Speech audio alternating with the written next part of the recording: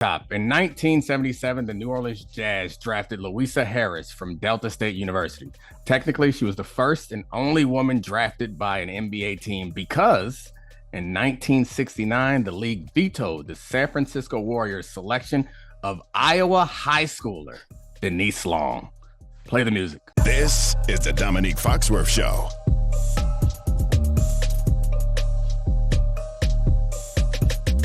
It's a good one. I like it. It's a really good one. I have some serious Googling to do on Luisa Harris and Denise Long after the show. That's normally my goal, is to ruin somebody's next hour of work, falling into a hole of some sort of weird rabbit hole of some sort of weird internet fact that I stumbled into. Anyway, speaking of weird facts, NFC East is really, really good. Maybe the best division in football. Let's do a little division recap of all where we stand at I guess this is the midway point. If there's 17 games, 8.5 weeks is halfway. So we're halfway. We're at about 8.5 weeks. So let's check in on all these divisions. And I want to start with the NFC East. How you feel about that, Charlie? I'm good with it. I think it's the most interesting division in football, which is incredibly shocking considering we thought all four of these teams, or three of the four teams we thought could be pretty bad after week one of the season. Yeah, our show, I don't know if you want to co-sign on to this, but our show's final four was supposed to be San Francisco and Philadelphia on one side and the Bills and the Chiefs on the other side. So we're still looking good as far as that's concerned. Co-signed. Feel better now. Much better now than I did even before week one with that. Yeah. Philadelphia seems like the clear front runner in the NFC East and the clear front runner in the NFC. I don't know what's that interesting to talk about with them other than like Hurts is really good. I mean, it's ridiculous what AJ did this weekend, but I like to think about, I mean, I know we like to do power rankings and say who's the best team, who's the worst team, but one thing that I want to do is like have a little more like intricate conversation about these teams, because I don't think it's always that easy, especially in football in this game that's as complex as it is, having one team be better than another team. It's not that straightforward. Like the transitive property doesn't work. So I think some teams match up better, as the old saying goes, styles make fights. So if we're looking for the Eagles, who might be someone who could give them some trouble this year, the Eagles are good at everything except for, I guess, stopping the run. Right. And I guess the knock against them is they struggle stopping the run, and also their quarterback hasn't been successful in the highest leverage situations, which is kind of unfair to him. He's been to one playoff game last year and got stomped by the Buccaneers. So maybe we'll figure out what they'll be going forward. But I actually think maybe the toughest team for them on the NFC side might be right in their division in Dallas, even though they beat them once. They beat them without Dak Prescott. And that Dallas defense is impressive. They have the secondary play to not stop those receivers, but keep up with those receivers. But they also have potential offensive firepower. Like they put up 49 on Sunday. It's a lot of points for the Cowboys, but they haven't been that explosive all season, in part because Dak Prescott has been injured. But if I'm looking at a team that the Eagles might want to avoid in the playoffs, but can avoid them in the regular season, it would be Dallas. What do you think? Yeah, so I want to stick within the NFC East, but I really think there are only three good teams in the NFC. And I say good with quotation marks when I talk about the 49ers, because they're still such a massive work in progress. But to me, it's really the Eagles, the Cowboys, and the 49ers, the teams that on paper, they have enough to be competitive with pretty much everyone. And to me, I do think the Eagles are a cut above even the Cowboys. Like I like Dak Prescott a lot. I think that the Cowboys have shocked me with how good they were. It was fun to finally see. I mean, the internet loves to talk about Tony Pollard. This should be Tony Pollard's backfield. Like, keep Zeke on the sideline. We finally got to see a Tony Pollard-led backfield and how explosive it was. And that was really fun to watch. But with the Eagles, I keep coming back to the improvement of Jalen Hurts, who had another pretty sterling game yesterday. And I was talking, it's a little cross sports thing, but I was talking to a friend of mine who used to pitch for the Cubs. And he is like a throwing mechanics guy. He's a command and control throwing mechanics guy. And we were watching a Phillies Astros game, and I promise this will come back to football. And he was pointing out how pitchers miss their spots and how every pitcher, whether it's, the most accurate pitcher in the world, misses their spots on every single pitch. And he's like, command is the equivalent to accuracy in football, and improvements to command are always marginal, but they're completely negated by improvements in decision making and processing. And making the right decisions at the right time make accuracy much easier. And I look at Jalen Hurts and how he's developed as a quarterback, and I think that's the way to see him. Like, he is playing quarterback at such a with such a degree of ease because he's making the right choices in a really loaded offense all the time, that to me, that's actually an explainable way that he's grown. We always say Josh Allen's the only one who's become more accurate. Well, Jalen Hurts might not have needed to, because he became a better decision maker by growing over time.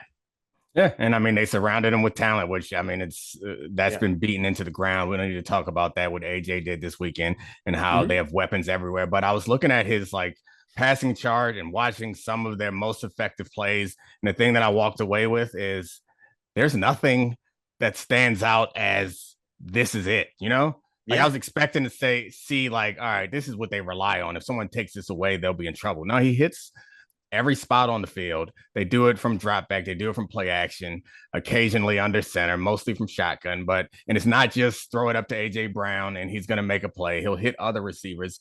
So yeah, it was hard to find an offensive weakness. They run the ball really well, and he runs the ball really well.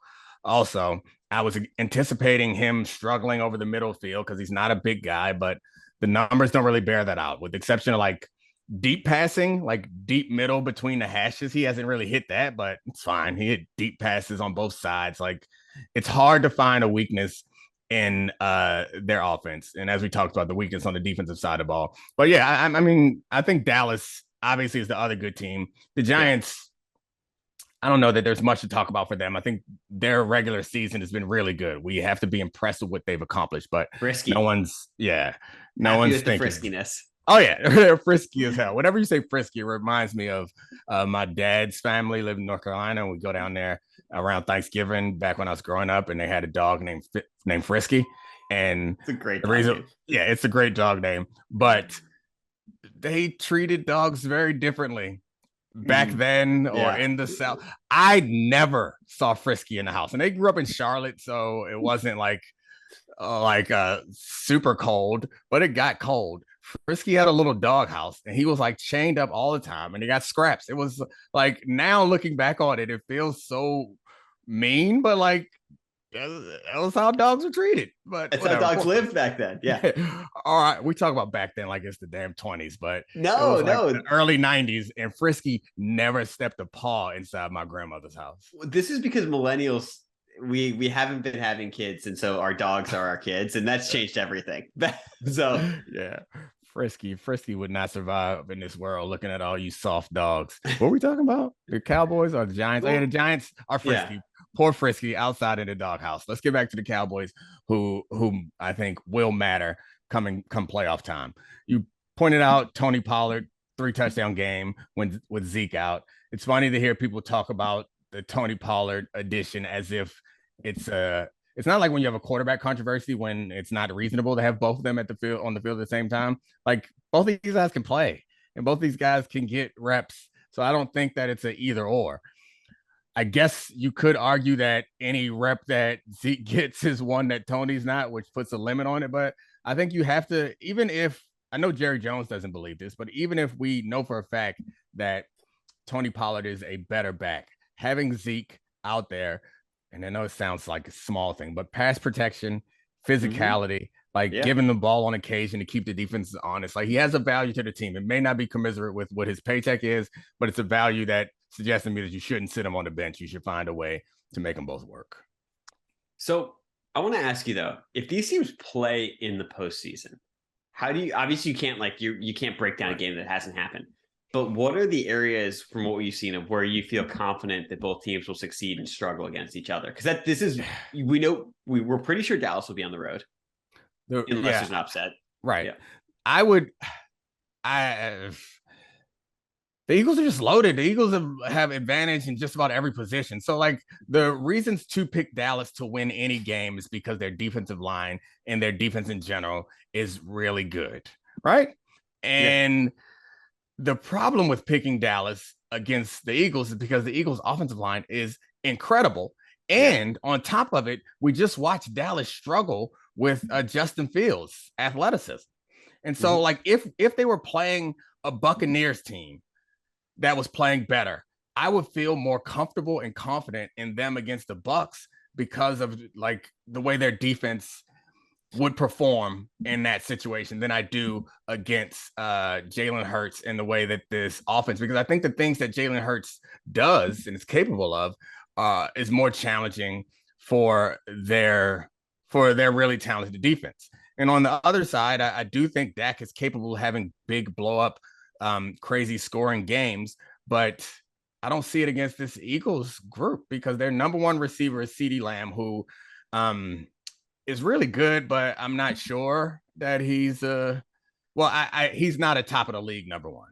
He's if he is a true number one, it's a middle pack, bottom of the league number one. The rest of the weapons, again, then we get back to the situation that Green Bay has where their best player may be in the backfield, and that's a tough place to be. I think Dak's ability can lift other players. The O-line has been better in large part because they've been running a lot more. If they get it in, I think just the flexibility and the depth of the Eagles, because the Eagles, I think, could win a shootout, and the Eagles also can bludgeon you to death. And the Eagles have an offensive line, and all this stuff neutralizes what the Cowboys do best. So I have a hard time picking them. Like I could see Dallas, if someone else knocks the Eagles off, I could see Dallas like making a run to the Super Bowl, but I don't got Dallas knocking off the Eagles. It's so interesting too, because the Eagles played the Cowboys when they were the Cooper Rush Cowboys with like, more constipated offense, I think is fair to say. And it was a 27-16 game. It's not like the Eagles really struggled with it, but it wasn't like an offensive explosion by the Eagles at all. Like Jalen Hurts ran the ball 9 times for 27 yards. And, he only threw the ball 25 times with like, somewhat limited success against that team. And so I remember leaving that game pretty encouraged because I was like, okay, well, the Cowboys are going to figure this out. But to your point, I'm assessing that a little bit differently based on how Justin Fields played against them yesterday. And part of that, I don't know if that's smart or if it's just that like we are now being surprised that Justin Fields figured something out as this sort of gigantic athlete who should be running the ball 10 to 15 times a game. And I don't know how repeatable that is or if it's that's a Justin Fields unique thing. Yeah, that's fair. I mean,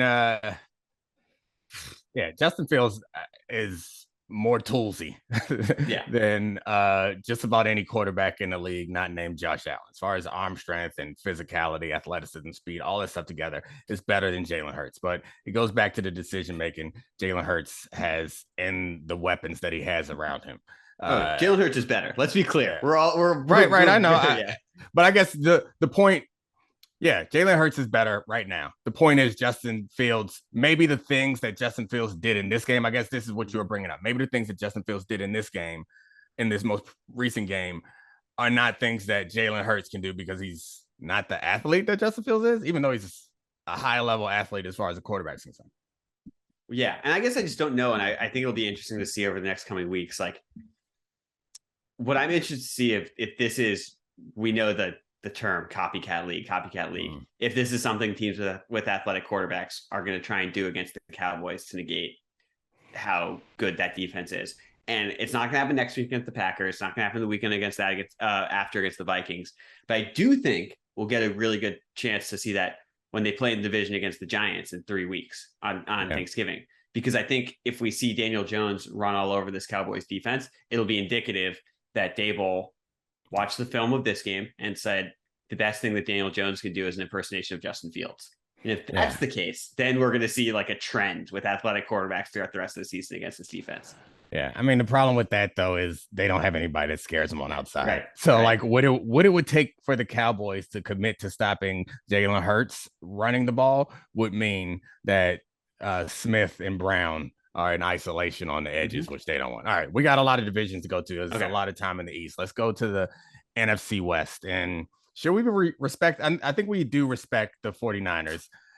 Should we be respecting the Seahawks more, I guess, is where I've landed on this. And in watching them play a lot more recently, they got a really good skill group. Yeah. And like Geno is top 5 quarterback in the league so far. Kenneth Walker the third. It's a really good running back. And then you got Metcalf and Lockett. And even the tight ends with Disley and Fant was a high draft pick, even though he hasn't like panned out. He's still really talented. Like that's 2 tight ends, 2 receivers, a running back, and a really good quarterback. That should be enough in a young defense that's getting better. So the tough thing with me getting high on getting high on the Eagles, I don't know if that makes sense, but getting too far ahead of myself with how good the Eagles are and how good the Eagles can be is, again, it's a lot like the Cowboys. I think their kryptonite is right in their division. Because like San Francisco, I think San Francisco's like has the D line in particular to like give them hell. And like I think they are the best defense, I believe, against the run without an numbers advantage. It's like put in layman's terms, they don't need to load the box to stop the run. And we know Pete Carroll and the Seahawks, they predicate everything on being able to run. If you don't need to load the box to stop the run, you'll be in better shape against Metcalf and Lockett. And you're going to ask for a higher level from Geno Smith. And the only other, I guess, knock when comparing Seattle to San Francisco is like experience. Like San Francisco, if they meet in the playoffs, San Francisco's been there a ton of times and they're comfortable with that. And on the other side of the ball, obviously we're not big Jimmy G like proponents, but the offensive versatility that they have when they've added McCaffrey and also when Debo's healthy and Kittle and all the names that we all know, that versatility and flexibility is going to be really hard for a young defense, I think, given the time to game plan and to pull out all the stops. I have a hard time seeing them, even if they're better than I think they are. I think that the problem is the team that matches up best with them in the NFC is right there in their division. Yeah, I think it's fascinating. So I agree with you. So the 49ers defensive line, like so much is talked about with Nick Bosa, and rightfully so, is awesome. But they're a different defense when Eric Armstead plays. They just completely suffocate teams running the ball when he's out there. And I know that's not as sexy as the QB pressures and sacks, but when you make teams one-dimensional, it's a massive advantage. You know, you're tactically, it's huge. So I think that's fascinating. But the thing with me about the Seahawks is, one, they have the best quarterback in the division, and I'm not saying that to be trollish. I actually think if you look at who the guys are right now, Geno Smith is better than, Stafford, Kyler, and Jimmy G. Second of all, they've sort of built the team that I think Russ always wanted, ironically. Like all of their skill guys besides the tight ends. And I actually think you could, in theory, given Fant's like, physical profile and how sparky he is, say him too. It's all home run hitters. Like Lockett and Metcalf can score on any play. Kenneth Walker, his big thing is he's almost like a not necessarily like physically, but he's a Saquon light in the sense that his touchdowns, which I'm sure will regress over the course of the season, are these long runs that break out. And it's like, okay, if he's able to juice the averages with these 30-yard runs, these 25-yard touchdowns, that changes when they can run the ball and how they run the ball. The 49ers, on the other hand, I'm so in on the McCaffrey. I can't tell you how much I'm in on the McCaffrey thing, because he's someone who was stuck in a terrible situation. And I think a lot of the football people were like, oh yeah, like him and Nick Chubb, the 2 best actual running backs in the league. But then dweebs like me and a lot of people on the internet were like, he is destroyed by fantasy football team for the last 3 years because he's injured. He can't actually be that good, blah, blah, blah. No, shut up. Stop it. McCaffrey is awesome. And seeing him play on a competent offense without Deebo Samuel was incredibly exciting. Like I got trolled by Mina yesterday or last week for saying that the 49ers are going to be exciting. They are going to be exciting because it's awesome seeing McCaffrey or Deebo or Ayuk or Kittle have the ball in space. Yeah, and Jimmy G doesn't want the ball. He's going to get it out to him as quickly as possible. All right. I think the Rams and Cardinals were were thought of much more highly than either of these teams before the season started by other people, not us. I think both of us were realistic about our expectations for those 2 teams, but Yeah, I was gonna say write them off. We don't need to waste any more time talking about either of those. I mean, Hopkins' back seems to have really helped the Yeah. Cardinals, but I don't think that they're a legitimate threat. It'll be interesting in the offseason to see if there are any moves made, considering the extensions that were already signed in Arizona. And the Rams, like the Rams are fighting valiantly, but the Rams are just paying their bill. Yeah. Just paying their bill. It's fine. I think they're all comfortable with. I mean, they're not comfortable with losing, but they're comfortable with the trade that they made. They got a Super Bowl, and now the roster is threadbare, and they're going to try to figure out how to build it back up. And if Cooper Kupp is hurt, they like legit. If he's out, if he misses a couple weeks, they're going to have the worst offense, maybe the worst offense in the league without him for a little bit. Man, Stafford's going to be throwing so many more interceptions. He loves to turn it over. Right. All right, NFC North, the division that I think we all assumed would go where it always goes, to Green Bay. It is now decidedly in the Vikings' hands. The Vikings really talented always. I think their defense has a little less talent than we're used to, because they always, I don't know, I guess under Zimmer, he was more defense focused. Their defense was better, but they always have a bunch of people, like a bunch of good playmakers, and not just like a good group, but like top of the league type of playmakers, from running back to receiver. Obviously, Jefferson's really good. And the Vikings O-line has been impressive so far this season.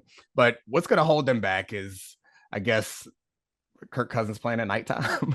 I don't know. And also, like, their defense is weak with the exception of, like, Danielle Hunter. And, I mean, honestly, it's Darius Smith is balling. Danielle Hunter is pretty good too, or great at times, but the rest, like it's so weak everywhere else. Peterson's been having a good year, but like he's 100. I think that's what's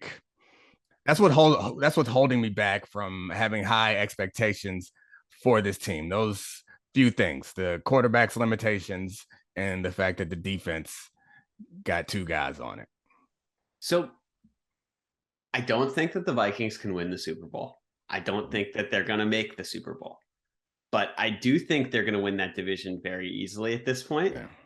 And I think they're probably going to be the 2 seed in the NFC. And I think they have a legitimate chance to win a playoff game. And I think that's sort of, we've talked about this a little bit before. That's sort of the cutoff of whether or not the team is for real. And they're offensively, they're coached better this year without Zimmer, with O'Connell there. It's built more for Kirk Cousins' skill set. We haven't seen good Dalvin Cook yet this season. Like I know there are advanced metrics to back it up that he's getting less yards than he should based on the blocking and him breaking tackles. But that's someone who's been a really explosive player in the past and presumably will make more of his opportunities down the stretch, or at least come closer to the player we've known him to be. And I don't know. I just think that, like, we spent such a long time talking about the Giants and the Seahawks as this disrespected team. And I think that the Vikings actually might be the team that we look up at the end and like, that team was pretty good. And of course, we'll forget about them in the offseason because they'll lose in the second round by 14 points to, the Cowboys or someone. But for now, I think it's worth a tiny golf clap for Kirk Cousins. I know I can feel the resistance in your voice anytime I start talking about the playoffs. I can sense it in your facial expressions, but that's what this is all about. So, like, can you like spin it forward to me? We're assuming, so if they, best case scenario, they're the number 2 seed. Okay, so they're gonna play one of these wild card teams. Who do you think they get? They get I don't know, the Falcons or the Bucks or the Giants, or the Giants. Yeah. Or they could get, the 49ers or the Seahawks or something, somewhere like that. And that's where we have a problem. They get the Giants, they can beat the Giants. They get the Bucks, I don't know. They get the Falcons. I like Minnesota a little bit more right there. Okay, so I'm feeling a little better. They get the Seahawks. Coin toss. The problem is like, and this is such a meta commentary on all of us too, is it's like, it's so easy to get into the trap of us just being like, who can win the Super Bowl? And it's really unfortunate that this year it's really like 4 teams. Yeah. Or at most, we really think there are 3 good teams. If it's just the Bills, Chiefs, and Eagles. And if we go through that lens, we obviously got to cross off the Vikings. They're not even close to as good as those teams. But if we go through, I'm just going through the win one playoff. win one playoff game. And I wanted to go through the exercise. I agree with you now. Yeah. That was my question. If we give them the number 2 seed, I think that they could beat all those teams that we just named. They are decidedly better than most of them, and they could beat the ones that I think are closer. So yeah, I mean, we're gonna kill Kirk Cousins though if he loses that first round. If he loses in the first round of the playoffs, with the team that's like, 13-4. We saw what they did when they matched up the Eagles. Well, teams are different by the time the end of the season, but early in the season, they were no match for Jalen Hurts and the Eagles. Is there anything else interesting in the NFC North for you? Yeah, I mean, okay. I was listening to Bill Simmons' podcast, and I'm really jealous of this, and I wanted to discuss it with you. All right. He said that the Packers should just trade Aaron Rodgers now because the situation's so broken, and he's made it incredibly toxic, and the team's really far away. Mm-hmm. His idea was pretty good. It was Zach Wilson and 2 first-round picks. Trade Aaron Rodgers to the Jets, a team that could be terrifying. One, I want to talk about that trade a tiny bit. 2, what teams are an Aaron Rodgers away? Because I had thought about one of them, Broncos country, let's ride. The Giants, the Dolphins, the 49ers, all possible teams. You said the Giants, you meant the Jets, right? Because I think the Jets first. Jets or Giants. Oh, yeah. I think the Giants get worse if you add Aaron Rodgers to that team. Interesting. I mean, based on what we see and the success that they're having, it seems that Aaron Rodgers cannot lift a group of receivers, right? That's not good enough. You're going to put him in there.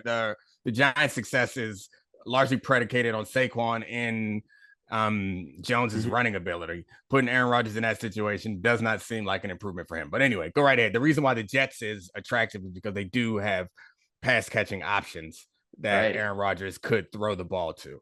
All right, who else did you say? You said Jets, Giants, Broncos. You said the Broncos, Dolphins, 49ers. Yeah. Oh, 49ers.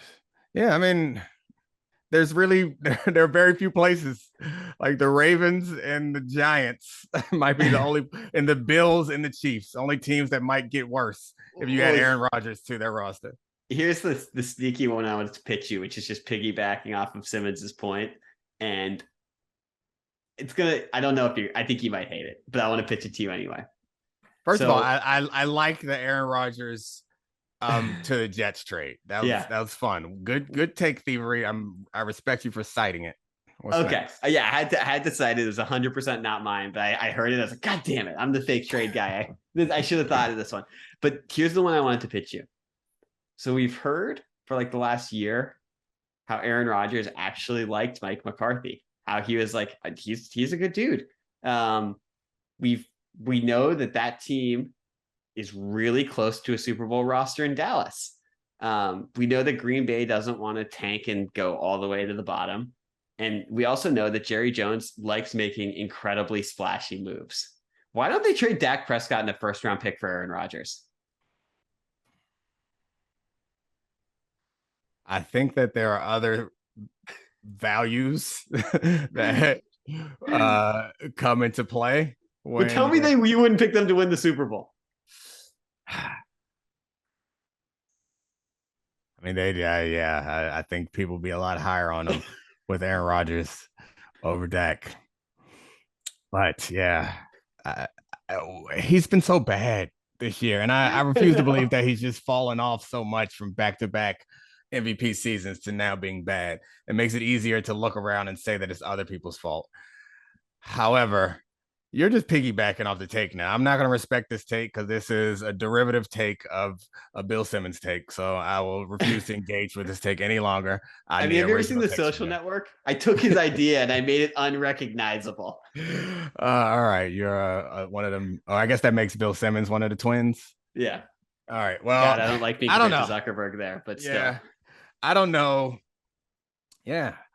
He's a better passer. I think for whatever it's worth, Dak Prescott is the team leader and all that stuff changes. If there is a criticism of Aaron Rodgers that you'll find hard to create a dispute for is he ain't the locker room guy. So for whatever that's worth, that's a roll of the dice that you're taking and you're making this short-term run that I don't know if it pays off. But yeah, Aaron Rodgers makes just about every team better if he can find his old form. Maybe he should go to the Raiders, bring them back from the doldrums. this was my other. This was an actual original trade idea, and this is something I thought about because this happens in fantasy football. Sometimes you make a trade and you like look at your roster 2 weeks later and you're like texting the other guy's team back and you're like, God, we both really effed up. Our team, both of our teams are worse. Yeah. So what I wanted to ask you is if, in theory, and obviously it'll never happen, but the Packers and the Raiders called each other and they're like, hey, you want to just flip everything back? I think both of those teams say yes. That's hilarious. I really do. Yeah, you should have led with this. This is an outstanding trade idea. Yeah, the Raiders are not as good as they had hoped with Devontae, and the Packers are much worse without him. Yes, is a trade veto, a trade undo. They need an undo button on certain trades where both teams could just hit it. The only person that might be upset is Devontae. It doesn't seem that he wanted to spend any more time in Green Bay, but he'll go back and maybe they'll pull it together and win. All right, let's keep it moving. Let's go to your favorite division, the NFC South. The Florida Man division. Yeah, I don't know. Everybody stinks. Yeah. PJ Walker's the best quarterback in the division right now, which that's interesting that the Panthers actually had a quarterback on their roster, or at least a better quarterback than the other ones, and they just been looking for him. He's been there the whole time. They've been out looking for somebody to be better than PJ Walker, and they don't have anybody better than PJ Walker. They're a fun team to watch. If I had to pick one of them that I wanted to see in the playoffs, I mean, I guess the star power of Tom Brady would overpower everything. But after this very entertaining Falcons Panthers game, I'd have to go with the Carolina Panthers. Like I want to watch more Panthers football more than I want to watch Tom Brady sad farewell tour or Marcus Mariota running around and the Saints. The Saints got a shutout win, but yeah. So I don't know. The Falcons are such a tough watch because they've drafted these 2 pass catchers in the top 10 and then they just run the ball and it kind of works. Like Arthur Smith is obviously a pretty good coach and they're in first place in the division, but they just aren't using Drake London and Kyle Pitts really at all. Yeah. And Barnwell put a trade out in this column of why don't the Falcons offer Kyle Pitts for Trey Lance? It's another fascinating trade idea. Oh man, you guys trying to turn this into the NBA or the Major League Baseball. Like players movement is just picked up in the NFL in the last couple of years as far as trades are concerned. But you guys trying to make it so everyone's moving around. Kyle Pitts on San Francisco, Pitts and Kittle on the field at the same time with Debo and Ayuk and McCaffrey in the backfield. Lord, that's stressful. That is stressful. And if Arthur Smith wants to run the ball and he's succeeding with Marcus Mariota, isn't Trey Lance the guy for that? Isn't this an incredible buy low on a quarterback prospect who was allegedly the highest ceiling player since Josh Allen? Yeah, I guess so. This just sent me down this path thinking about San Francisco is, generally I believe that most quarterbacks and probably more players are failed than the players themselves not being good. It's the coaches and the situation failing them. I was just thinking that we should start the Shanahan test or the Andy Reid test. Is would they be effective if they played for them? Because everybody was out on Kadarius Toney. Now all of a sudden we all are like, oh my gosh, Kadarius Toney's going to be so great. And the same thing that I just felt that thing happened to me when you said Kyle Pitts to San Francisco. And the same thing happened when McCaffrey went to San Francisco. We're like, oh, wait to see what he does with him. Like, I think that should be the test. When we start talking about players stink or players are bust, especially offensive players, just ask yourself, what would he look like in San Francisco or in Kansas City? And then we'll know that the coach is the problem, not the player, because Kyle Pitts got too many skills to not be effective. And he's awesome every time he touches the ball. He just doesn't he's not allowed to touch the ball. Yeah. So I don't know. I guess it's hard to knock Arthur Smith right now. He's got his team that we all thought may have 4 wins all year. They have 4 wins right now, and they're leading the division. But I don't know if we should call it the Kyle Reid, the Andy Shanahan test. It's just, if you think of a player and you can imagine him doing freakish things with either of those offenses, then something's wrong with the coach or team that he's playing on. We need a defensive version too. Oh, what's that? The Shandoza line. Oh, you man. So proud. You're such an amazing creator. All right, we just created it. Let's take it to the internet. The Shandoza line. Now we got to think about it for a defensive. I don't know. We'll brainstorm that one for the next for Thursday's episode. Are we gonna do the AFC on Thursday? Is that the plan? Yeah, let's knock out the AFC on Thursday. All right, I'm gonna tell you who is the biggest threat to the Buffalo Bills. Who is their kryptonite on Thursday? But before that, I want to know: do we have any bets this weekend? We did.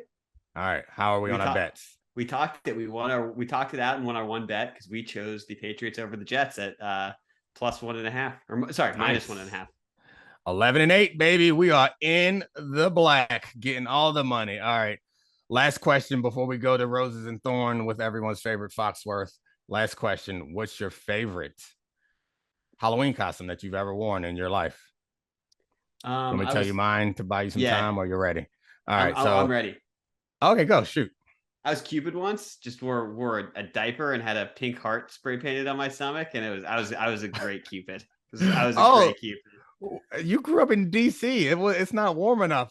You were just in school, just shirtless? I was in college. Oh, in college. Got you. Oh my gosh. All right, you got to send me some pictures so we can put them on the internet. Mm-hmm. All right. Well, my favorite costume, I posted it on Instagram last week. Maybe I'll put it on Twitter to promote this episode. But in the 4th grade, I was Homie the Clown. And young people may not remember the Living Color, great sketch comedy show. Damian Wayans played an incredible character. Homie the Clown's my favorite. My mom made me a costume, and I used to hit people in the head with a sock all day. It was fantastic. That's tremendous. Yeah, it was tremendous. Great. I'll post a picture. He's so good. How has Domonique been lately? Bad or good? Let's find out. This is Roses and Thorns. Butterfly. Obviously, I'm a butterfly, Domonique, but butterfly studies caterpillars. So I'm just kind of anymore. They start that way, and their bodies are probably still a tiny bit fuzzy. You don't know. Well, I think we already started. Roses and Thorns, everyone's favorite Foxworth and favorite segment. So all that is good stuff to keep in that you don't even know anything about your costume. It's like, are you a caterpillar or a butterfly? I'm a butterfly, obviously, but if you look at a butterfly's body, it's still a little bit fuzzy. That's why I have a feathered shirt. Are you? I mean, I feel like you could be when you're wrapped up like that. It gives off like chrysalis. Okay. Vibes, well, so. I'll be all. Look, I can be all of the stages of it. Hold on. I'm a caterpillar right now. Okay, nice. And then beautiful. I'm in my chrysalis. I'm in my cocoon. Is that the word? Yes, and now. I'm a butterfly, but see, I didn't have antennas, so I had to give myself a high ponytail to kind of be like antenna. So now I'm a butterfly. It's happy Halloween, everybody, or Halloween, since technically it is no longer Halloween when you hear this. But we're recording on Halloween. That's why I'm dressed like this. Stop telling them the secrets. Obviously, nobody's getting up no one's getting up at 4 a.m. I mean, and they put it out at like 5 a.m.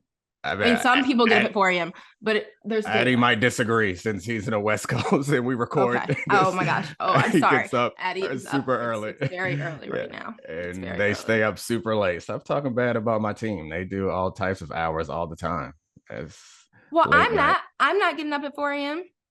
That's fair. I mean, you were up at 4 a.m. checking on the kids. I heard you. I know. I check on my babies at night still. It's weird. Do men do that? Do you ever think in the middle of the night, I want to go check on the kids and make sure they're all breathing? Like, really, just that's all I care about. Are you breathing?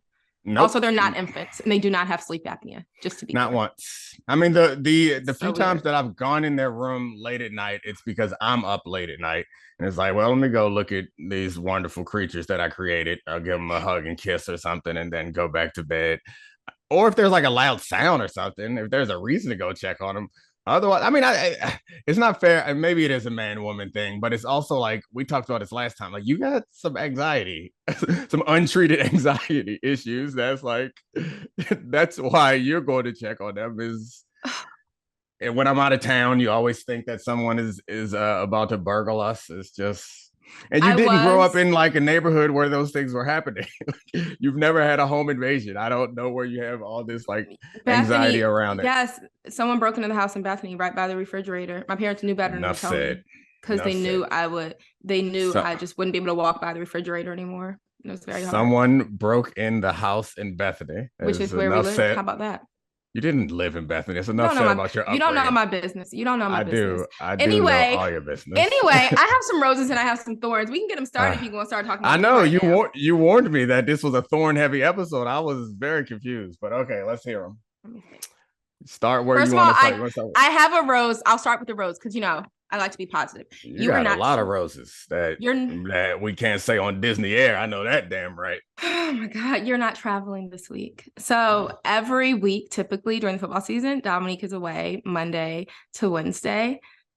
He's not. Like, honestly, you don't even know what our kids' lives are like then. You don't know what activities they have. You don't know our schedule. It's like he's going to meet us anew the Monday through Wednesday us, and I'm so excited.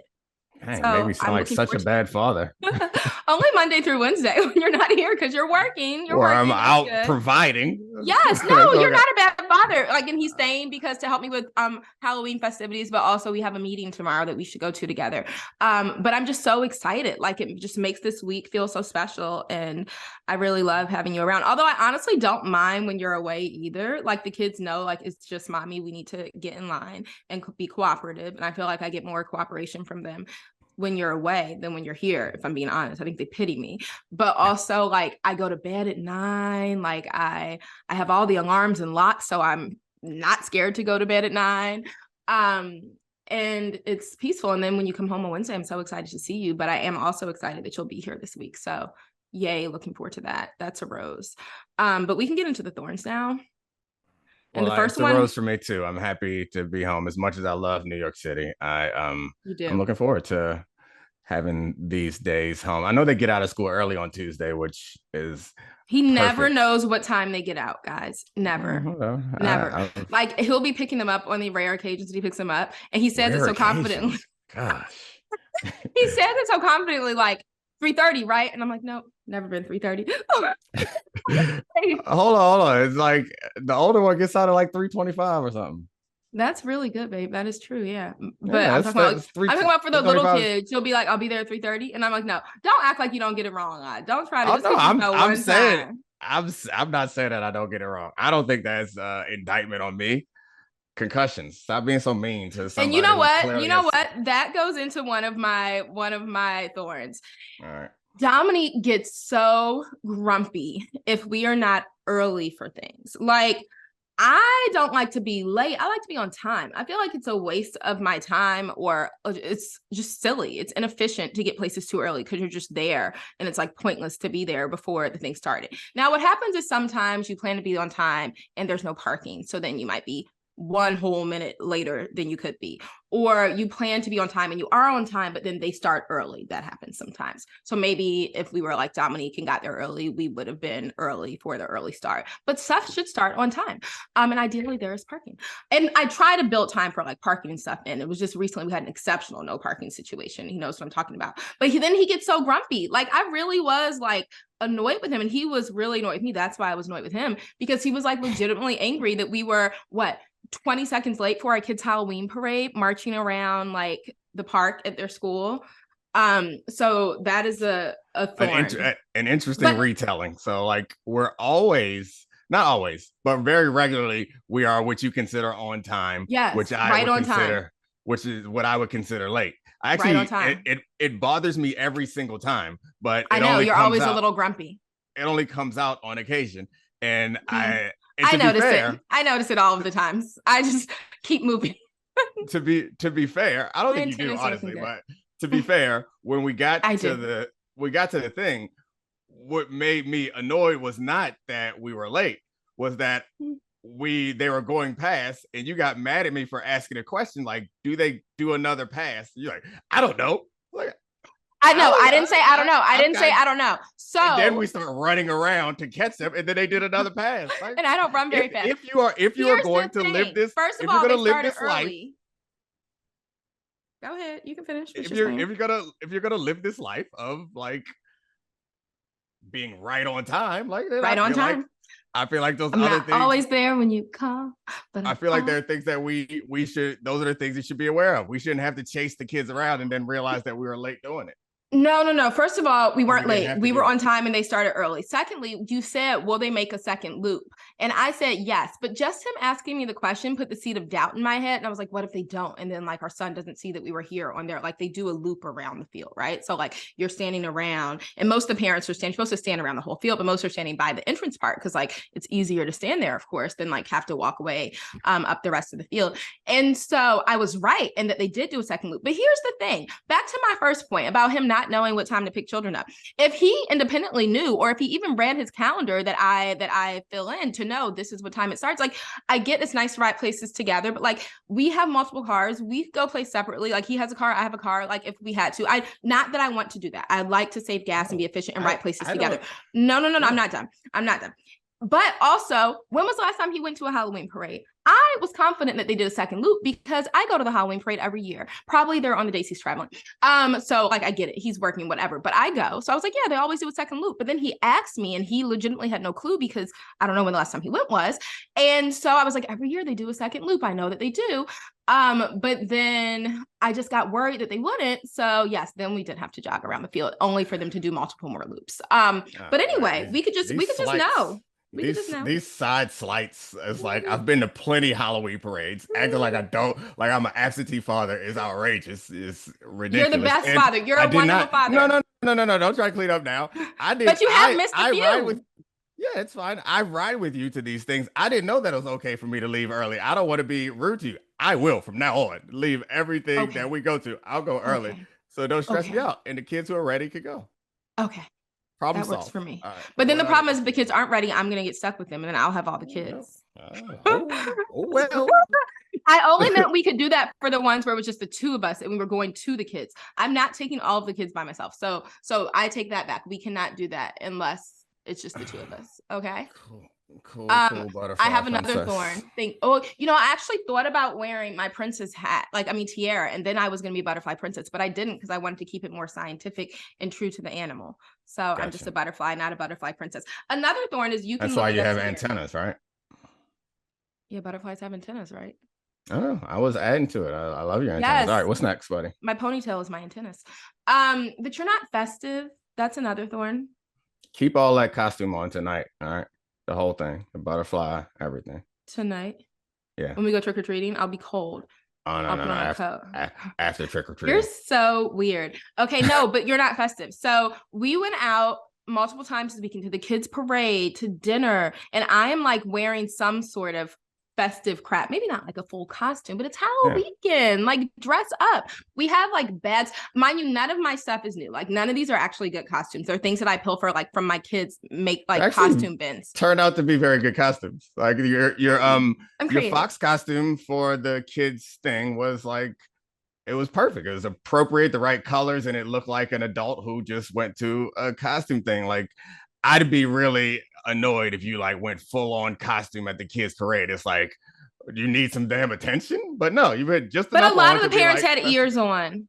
Oh yeah, no, I was saying that was appropriate. It was a compliment. Yeah. It's not like the parents. If some parents show, there's the fox, and I had on an orange blazer and a white t-shirt and jeans. Yeah, and pink loafers to brighten up my feet.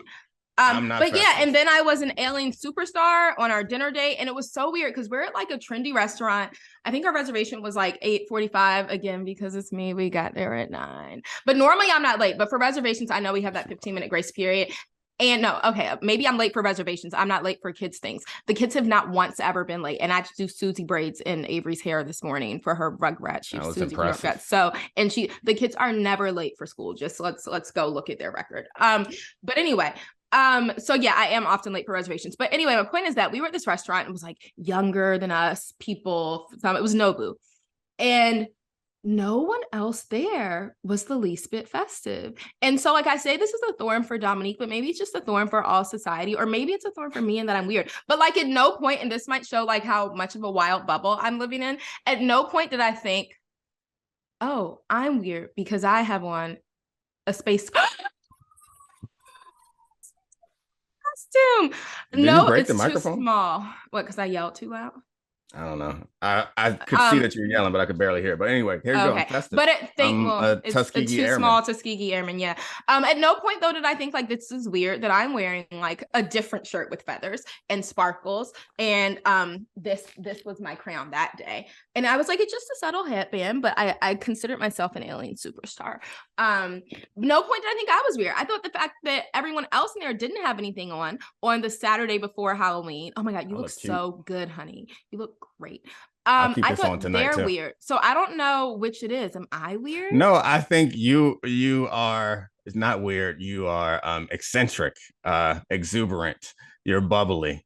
I don't know. I think that you believe that you really like yourself and how you are, and you believe that you want me to have the same energy, but I do not for a second think you would be happy if I was Mr. Costume Guy and I was all into my costume, spending weeks in preparation, and then came out in my costume and tried to like.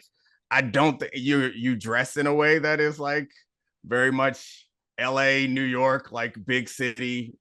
No, I'm not judging it. It's just like when we go to restaurants, it's clear that that you are more than most of the people in like the DC Nobu is in like a business part of town, and people go there and everyone's got to dress subdued, and you always got on something sparkly and feathery or whatever. I love sparkles and feathers. Nobody's knocking you for it. I love it about you. But that's different. Okay, I understand like how there's those like memes going on or whatever they're called, like Instagram. Those little, I call them Instagram postcards, but like those little things with it's a meme. Okay, where it's like for a long time I thought they were real Spirit Halloween costumes. I thought there was because Marilyn posted Testudo on one. I was like, Testudo costume. I gotta order this from Spirit. But then I realized it was an internet joke. And there's one that's at like guy in DC, and it's like a button down, like blue shirt, like I guess implying people boring. But that's not totally true of like the restaurants after like 7 p.m.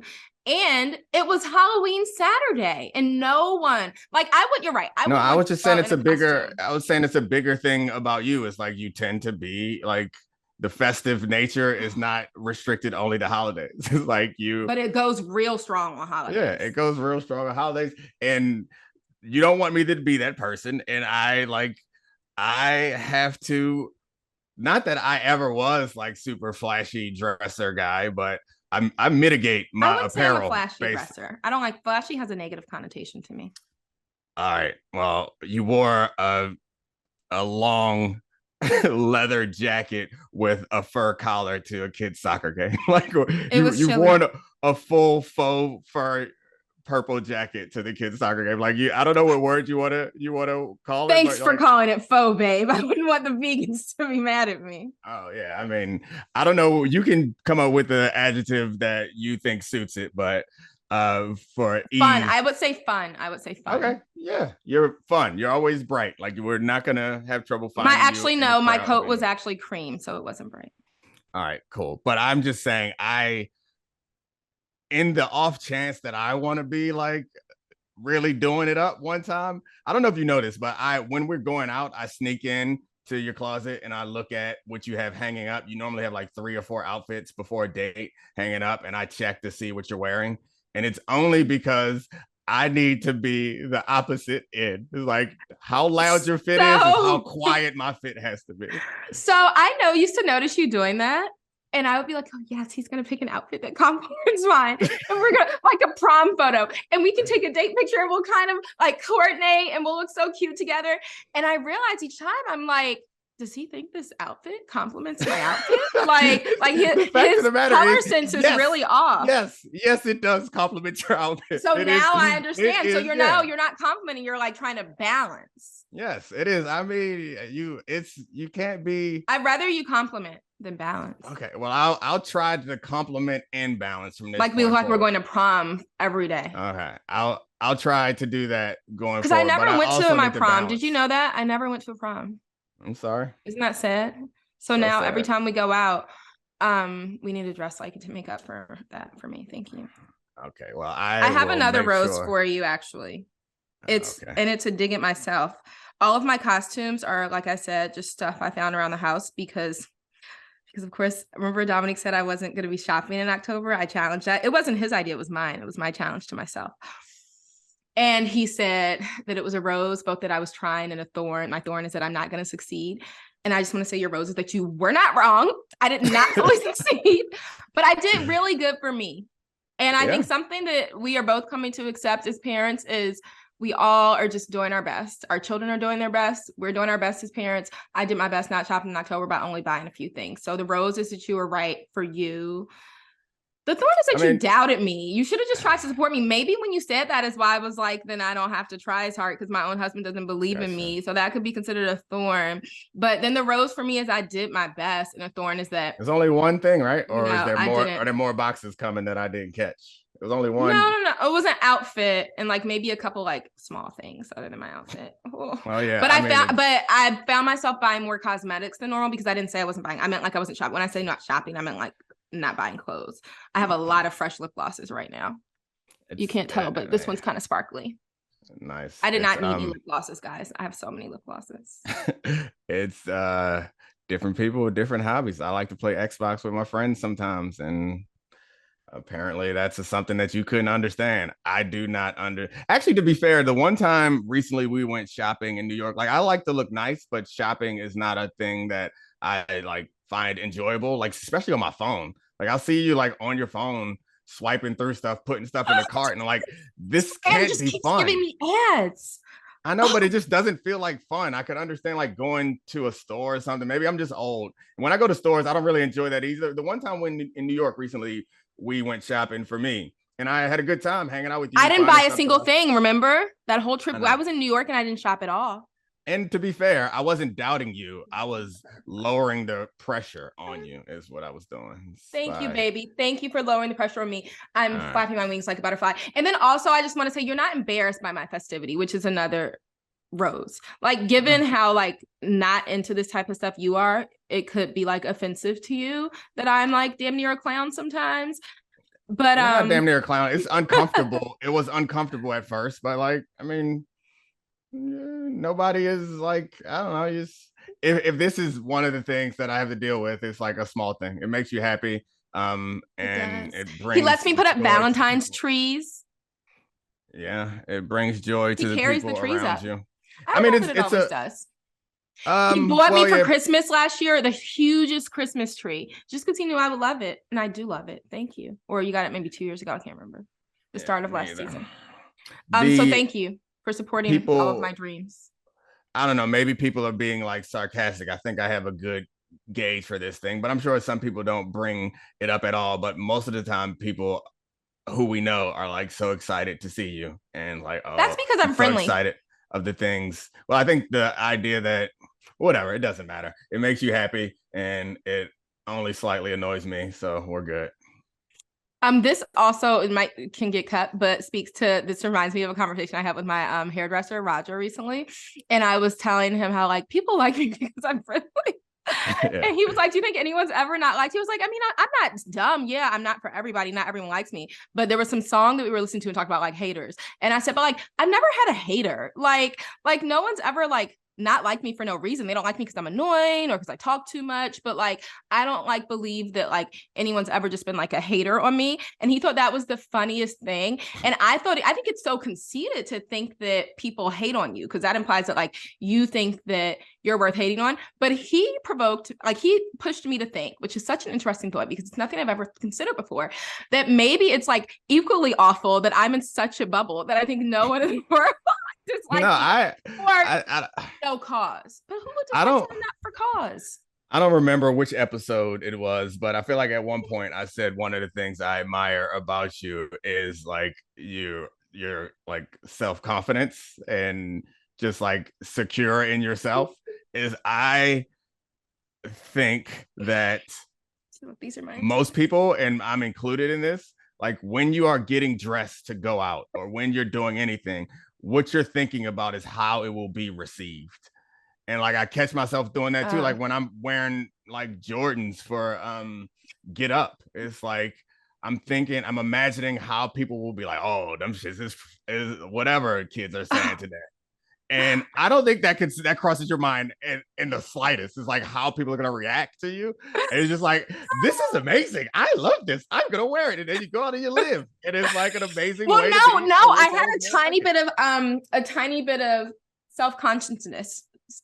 Excuse me. Remember when we first got to Nobu, I walked in like this as an alien superstar, and then for a second I was like, no one else is dressed up, and then I said, you know what, but I'm dressed up. Like, I like my headband. I remember Pottery Barn Kids costume that my daughter wore last year. She was an astronaut. You had the little crown thing on, or headband on, in the car in the Uber to Nobu, and then you took it off as we were going through the revolving door, and I saw everyone look so boring.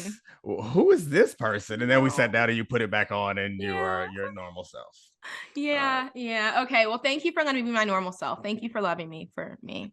I love you. That's a big rose. I don't know what else I can love you for. I can't love you for being somebody else. But anyway, are you emptied the tank on roses and thorns?